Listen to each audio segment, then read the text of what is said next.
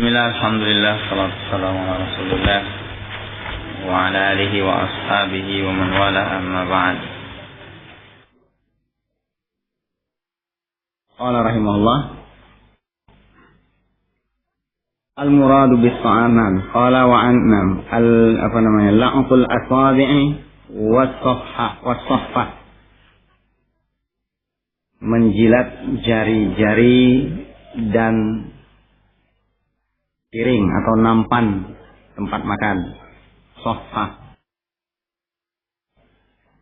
Qala rahimahullah wa an Ibni Abbas radhiyallahu anhuma qala, dari Ibnu Abbas radhiyallahu anhuma beliau berkata, qala Rasulullah sallallahu alaihi wasallam, Rasulullah sallallahu alaihi wasallam bersabda, idza akala ahadukum ta'aman fala yamsah yadahu, janganlah dia apabila salah seorang dari kalian memakan makanan, janganlah dia melap, bahasa Indonesianya apa? Melap, ya, melap tangannya. Jangan dia mengusap tangannya dengan serbet, dengan kain, atau langsung dicuci. Termasuk itu artinya yang tadi sini bisa dengan tangan atau dinding atau tisu. Hatta sampai dia yal'aqaha, menjilatnya, membersihkan sisa-sisa sambal, apalagi rendangnya, terasi, sayur, bekas sayur. Au yul'iqaha, dia sendiri yal'aqaha atau yul'iqaha, menjilatkannya ke orang lain, ke istrinya, ke anaknya, pembantunya. Dia sendiri bersihkan atau ke orang lain.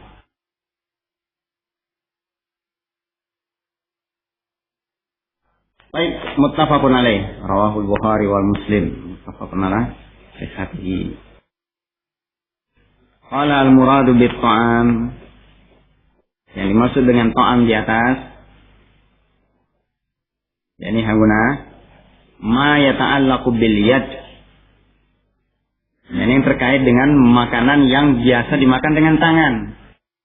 Kalau dengan yang kuah ya nggak mungkin, bubur, jangan, ini kan nggak dengan tangan kan, dengan sendok, wajar, makul, bakso.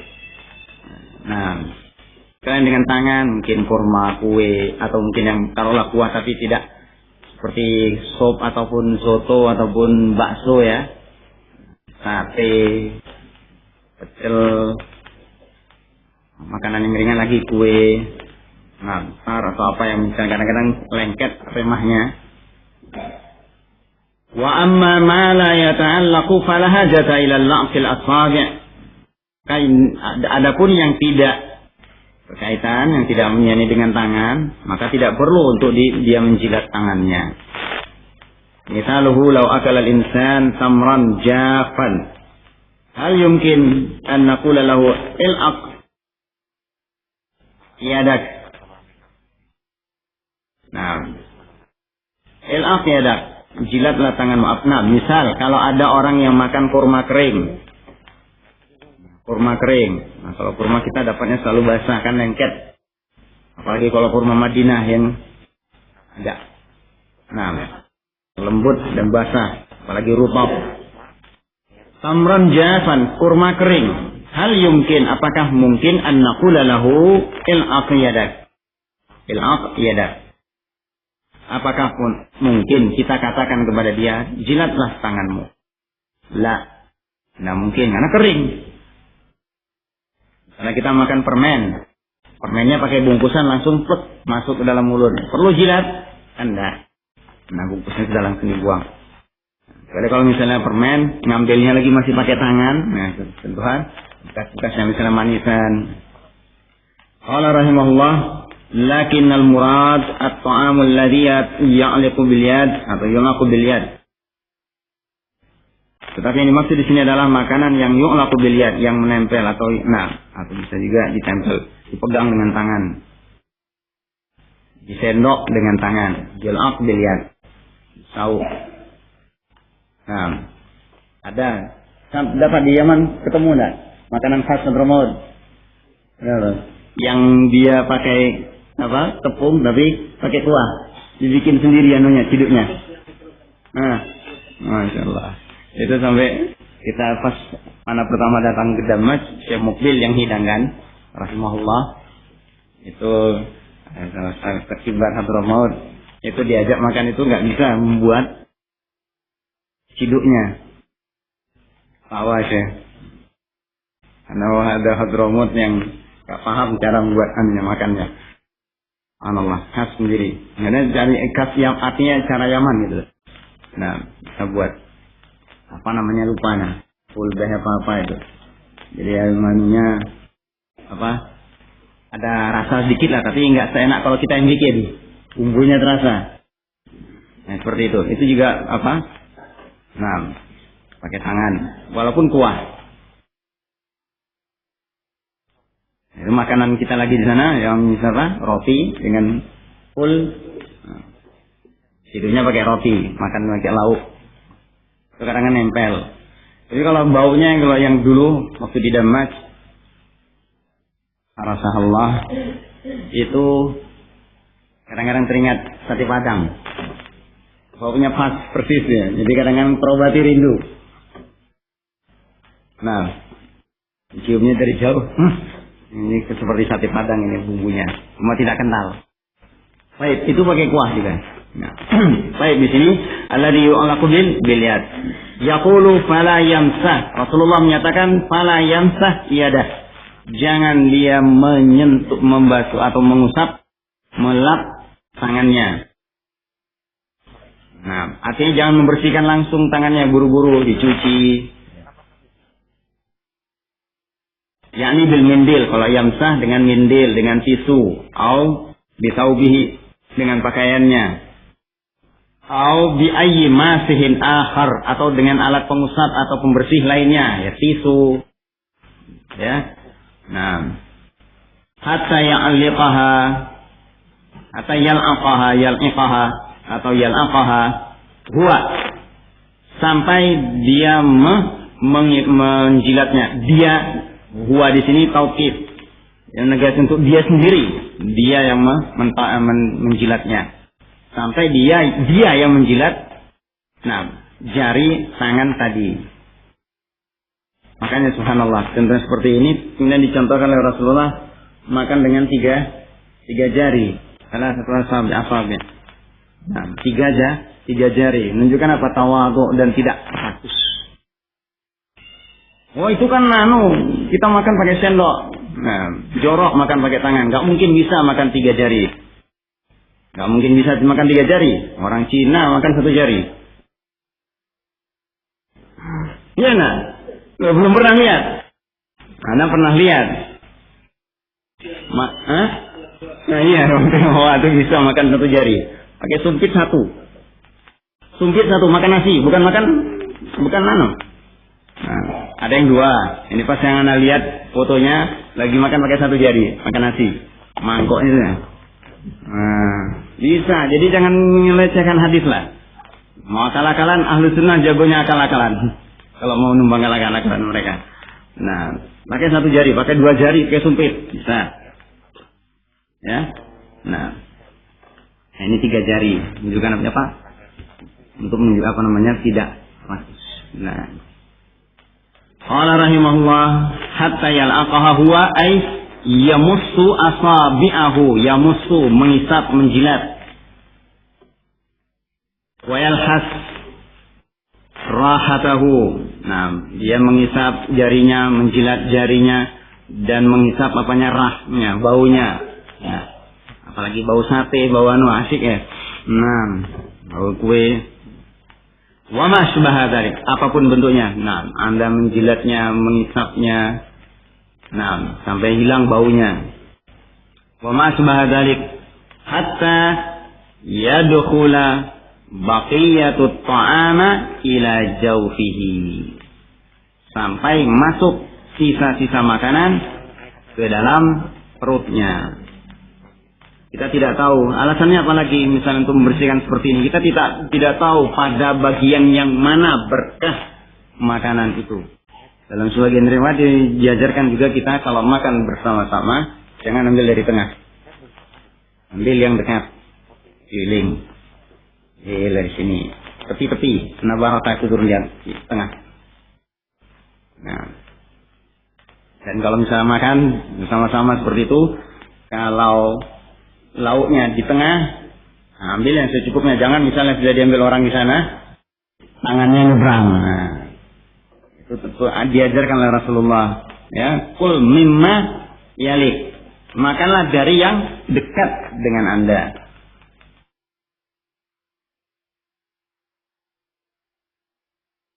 Nah, qala li'annahu la yadri fi ayyi ta'amihi al-barakah, karena dia tidak tahu di makanan yang mana yang terdapat berkahnya. Li'annahu la yadri fi ayyi ta'amihi al-barakatu. Nah, dia tidak tahu soal barakatan. La yadri fi ayyi ta'amihi al-barakata.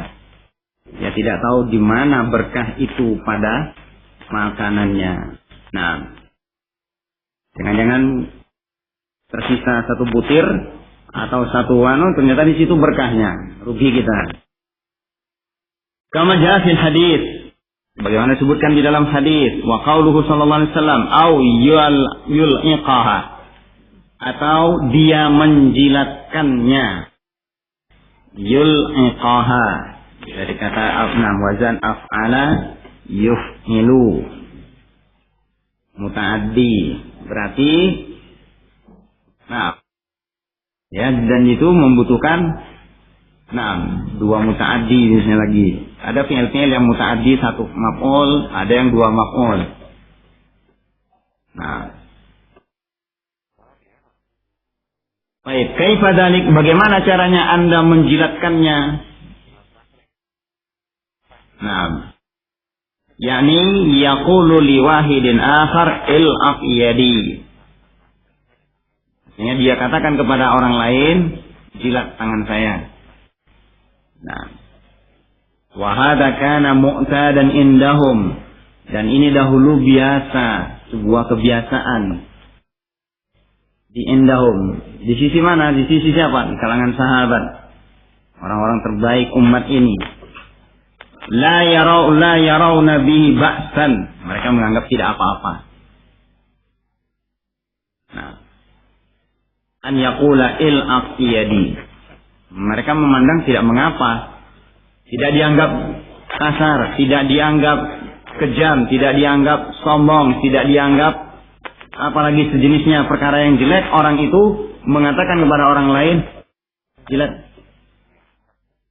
Nah, wa kana fi zamanin madha, atau fi zamanin mudhi, wa kana fi zamanin madha yuhibbul wahidu an yaduqa at-ta'ama. Zaman yang telah berlalu, katakan antum baca mudhi juga bisa, zaman yang lampau. Yuhibbul wahidu, ada satu orang yang an yaduqa, ingin mencicipi makanan fakat. Ada yang kerjanya cuma mencicipi makanan saja. Ada idza qulta, kalau Anda katakan, ya fulan yadil an fiha ta'amun il-aqha madza ya'mal, yafrah. Di zaman dahulu yang sudah lewat, berarti ada sejarah nih, ini saya yang tahu. Ada orang yang senangnya tuh mencicipi makanan, merasakan makanan saja. Mungkin nggak suka makan, tapi senang kalau ada bekas misalnya apa. Nah, kalau Anda katakan, ya fulan, tangan saya sekarang ada makanannya, fiha ta'amun il-aqha, jilatlah. Nah, madza ya'mal, apa yang dilakukan oleh orang tadi yang kebiasaannya senangnya dia itu apa? Yadhuqut ta'am yafrah. Dia gembira sekali dapat jatah seperti itu, diminta untuk mencicipi, merasakan makanan. Li'annahu yadhuqu ta'aman, karena dia bisa merasakan, mencicipi makanan. Fala tastangkiru hadhil mas'alah. Maka jangan kamu anggap aneh masalah ini. Jangan dianggap sesuatu yang diingkari. Taqulu, sehingga Anda mengatakan hadhihi khilaful muru'ah. Ini berarti melanggar muru'ah, bertentangan dengan muru'ah, sifat perwira, kehormatan, harga diri. Wala ahadun yaf'aluha, jangan pula mengatakan tidak ada satupun yang melakukannya. Kalau tidak ada yang mengatakannya, enggak akan keluar hadis ini. Dan kita tahu para sahabat adalah orang-orang yang paling semangat untuk mengerjakan apa yang diperintahkan oleh Rasulullah. Bahkan hanya sekadar melihat Rasulullah berbuat, mereka pun berbuat. Masuk masjid pakai sandal di tempat yang memang pakai sandal. Kalau masjid kita nggak mungkin pakai sandal. Kalau memang mau juga nggak apa-apa, asal bersih. Ya, pernah awal-awal di sini, ya ada yang nyoba, tahu. Itu pernah terjadi, mau coba. Kenapa kita nggak pakai ini di masjid sana di tempat Ustaz Fulan? Ini kita masih dikelilingi orang awam banyak masuk di sini. Kalau kita nekat seperti ini, mereka akan bilang, ini orang ahli sunnah kok jorok ini. Nggak senang masuk masjid kan? Syekh Mukbil marah juga. Jangan gara-gara sunnah kalian mau menegakkan sholat sunnah pakai sandal, kalian bikin orang lari. Ya, rahimahullah, marah di mimbar. Padahal beliau nulis risalah sholat finnial. Sholat di atas dengan sandal itu sunnah yang mahjurah, kata Syekh Albani. Sunnah yang mahjurah, yang sudah ditinggalkan orang. Coba mau dihidupkan lagi di zaman sekarang ini. Hebat kan berarti? Tapi pada tempatnya, ada hikmahnya. Bagaimana, kapan, di mana? Kalau tempat kita misalnya tidak ada orang awam yang mungkin khusus sendiri. Mungkin di Delingo, tempat Ustaz Abdul Jabbar mungkin bisa, atau di Muntilan. Bisa saja, kita kering bersih, isi. Memang ada orang awam, santri saja, kita saja. Ini dia datang pengen, dikasih tahu enggak, juga ya sudah. Baik. Ya. Qala rahimahullah, wa hadza kana mu'tadan. Baik, qala fulan. Wa nam taqulu hadza khilaful muru'ah wa la ahadun yaf'aluha. Naqulu. Kita katakan, laisa kadzalika idza i'tadaha an-nasu. Laisa kadzalika idza i'tadaha an-nasu. Baik, atau laisa kadzalik, titik. Laisa kadzalik, enggak seperti itu. Idza i'tadaha an-nasu, kalau manusia, kaum muslimin membiasakannya, idza i'tadaha an-nas, sarat amran ma'rufan, itu akan menjadi perkara yang ma'ruf. Tapi sayang sekarang ini yang dikembangkan, yang dimajukan adalah kebohongan semua rata-rata. Ya, punya kaidah di luar sana. Satu kebohongan, kalau sudah diucapkan 1000 kali, itu jadi kebenaran. Satu kebohongan sudah 1000 kali, itu jadi kebenaran. Bahkan semacam aksioma, badihiyah yang tidak bisa terbantah. Baik. Ini juga. Kalau ini yang baik, dibiasakan, itu syarat amran ma'rufan. Sunnah tadi kalau mau dihidupkan, ada tempatnya. Kita punya sendiri masjid, ma'had, dan lingkungan kita. Mereka akan lihat bagaimana Syekh Mukbil rahimahullah, masjidnya, punya sendiri. Mau murid-muridnya mau memakai sandal, udah bersihkan, udah tidak basah, silakan. Ya. Kalaupun pakai karpet, ya, yang jelas sandalnya kering, tidak ada kotoran. Kalau misalnya debu, masih artinya bisa disedot, bisa dibersihkan. Kalau basah, basah walaupun kering, misalnya enggak kotor, basah di karpet, apa jadinya? Bau kan? Nah, ini yang jadi mas.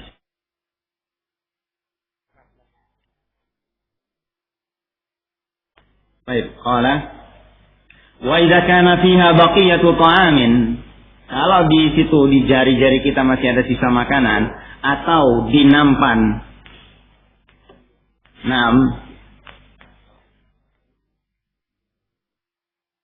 Idza kana fiha baqiyatu ta'amin bayyin. Jelas nampak sisanya. Fa innal muhtaj lit ta'am, orang yang betul-betul sedang membutuhkan makanan, idza masfaha, ketika dia menghirupnya, menghisapnya, saufa yataladzadu bidzalika bidzalika titik.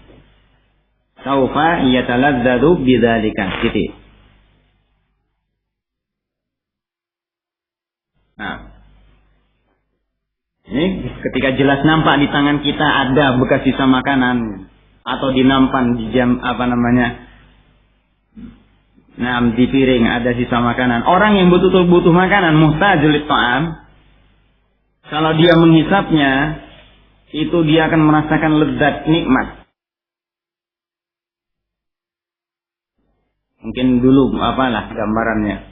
Kita dulu, atau mungkin mungkin sekedar cerita, tapi bisa juga mungkin pernah antum lihat bagaimana orang yang miskin barangkali di luar rumah-rumah makan, para pengemis, misalnya dapat dia misalnya bekas remah-remah itu, antusias sekali dia akan membuka dan menciumnya, kemudian sampai yang bekas piring, bekas makanan tadi dimakan lagi. Dijilatin oleh mereka. Seperti itu gambarannya. Fa innal muhtaj, orang yang butuh makanan, kalau ketika dia mengisap makanan tersebut dari piring tersebut atau dari tangan tersebut, dia akan merasakan lezatnya makanan itu. Hunaka syai'un akhar aidan. Ada lagi tempatnya di sisi lain, di bagian lain ataupun di sana ada sesuatu yang lain juga. Rubama yakunu indahu zaujatu. Bisa jadi di dekat dia ada istrinya. Fayaj'alu zaujatu tal'aquha.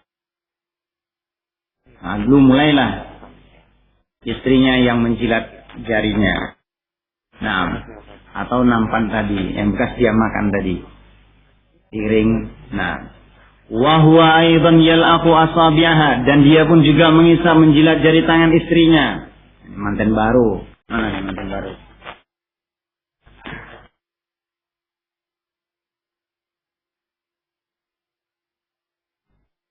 Tak selingan ya buat yang manten baru. Separuh agama dari kemarin mau tak sampaikan. Nanti buat kita semua.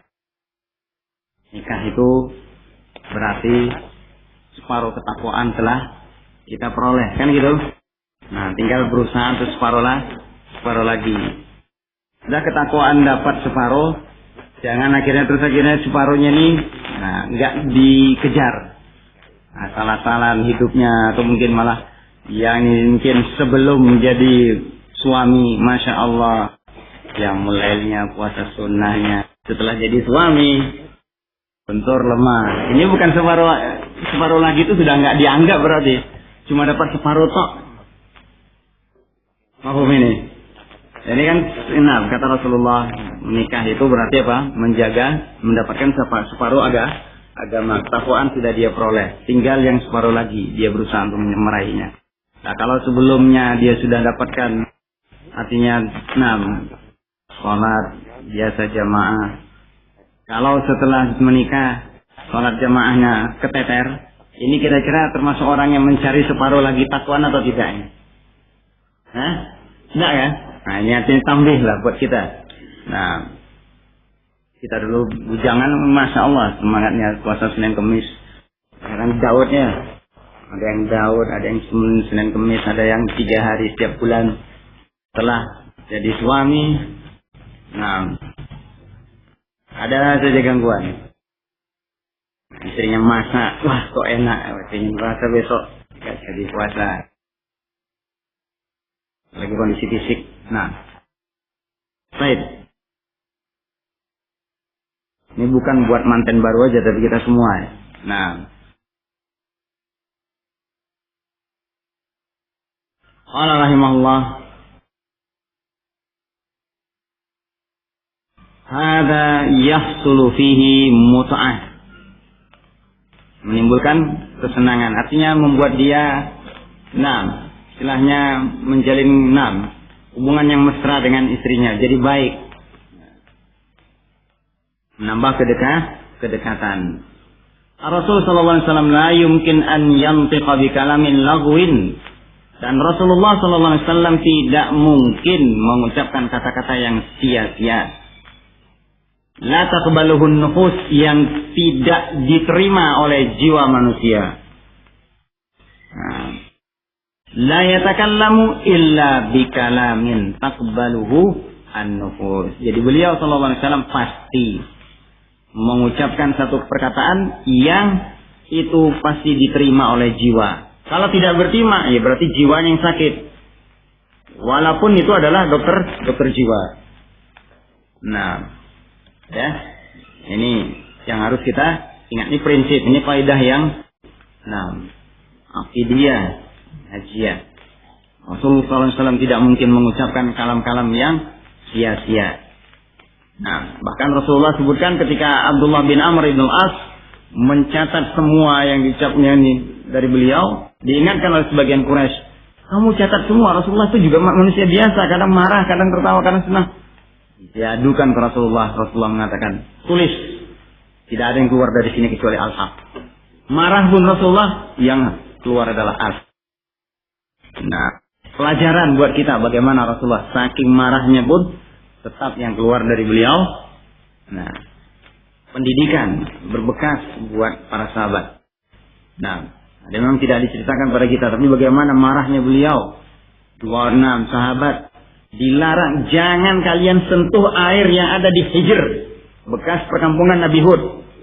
Ada sahabat yang ngambil untuk memasak makanan atau apa, masuk mau dijerang. Marah besar Rasulullah. Belum pernah terdengar seperti itu. Marah Rasulullah. Nah, sudah diingatkan. Karena sayangnya, khawatirnya beliau, mereka terkena azab yang pernah menimpa. Jangan kalian berangkat sendiri-sendiri. Ada sahabat yang entah kena lupa atau apa, akhirnya diangkut sama angin puting beliung, berangkat ke pindah atau kemana, walaupun selamat. Subhanallah, ini juga sayangnya Allah kepada mereka, para sahabat. Saat itu mereka menyelisihi kalam Rasulullah, langsung dapat teguran. Nah, sejak dari perang Uhud sampai Rasulullah wafat. Baik, wallahu a'lam bishawab. Insyaallah faedahnya kita lanjutkan pada kesempatan yang lain.